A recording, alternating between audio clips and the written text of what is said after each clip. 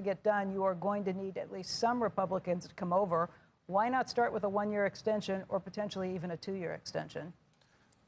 Well, Leader Schumer offered a one-year extension in the context of trying to end the Trump Republican shutdown. Yeah, but that's different. I'm talking about what you have now. Let's not go back to what's done in the past and what has not been extended. If you want to get something that has actually done, you need to do something that will have bipartisanship. You can ask me the question. You can ask me the question. I'll provide the answer. Answer the question instead of going back. I'll provide the answer. No. I'm providing an answer in order to provide context. Republicans have repeatedly refused to take yes for an answer. It was a very reasonable multi-year extension that was offered. It was a one-year straight extension plus a multi-year process through a bipartisan commission to more permanently resolve the Affordable Care Act issue. So having that context is absolutely important, regardless of what you may think. It's important context to make me realize that I don't think you want to get a deal done. I think this is something where you'd like to see the rates go higher and allow the Republicans to hang themselves with that. Is that the answer? That's absolutely a ridiculous assertion.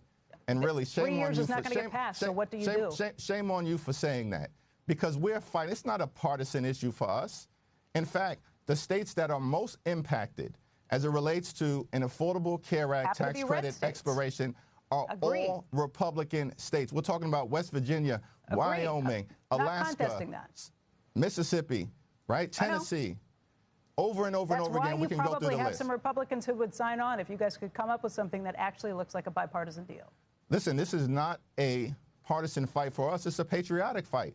We're fighting for every constituent, even if Republicans aren't necessarily fighting for their own constituent. We want to find a bipartisan path forward. And that is what we've repeatedly indicated we want to do. Like, we want to sit down and have a reasonable discussion, find common ground to address this issue. Now, Republicans said in the House they were willing to deal with the Affordable Care Act tax credit issue after the government funding agreement was reached. Well, now the government shutdown is over, and there's still been no conversations with House Republican leaders. Mike Johnson never said that. The leader never said that. You do have Republicans, though, who would agree with you on something if it was actually bipartisan in nature. That's what I'm trying to get at. Actually, Mike Johnson actually did say that there was always a plan to specifically deal with the expiration of the Affordable Care Act tax credits. In fact, he said that repeatedly. So I'm not sure what you're referencing. I think their plan is something that looks more like an HCA, which I'm guessing you would say is dead on arrival, too. If you want to set up these health care plans that are funded instead of going through the ACA, I'm assuming you would say that's dead on arrival, too, because there have been Republicans who've put that forward. Am I wrong in thinking you would not go along with that?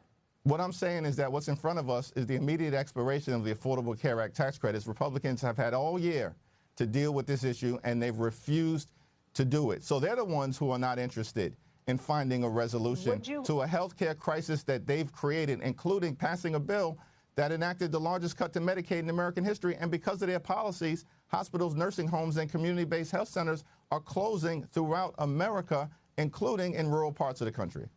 Which why it would be nice to see a one-year extension so that none of these things happen immediately and give you all time to actually try and work on bipartisan situations, rather than a 3-year extension that basically kicks it down until the next administration is here.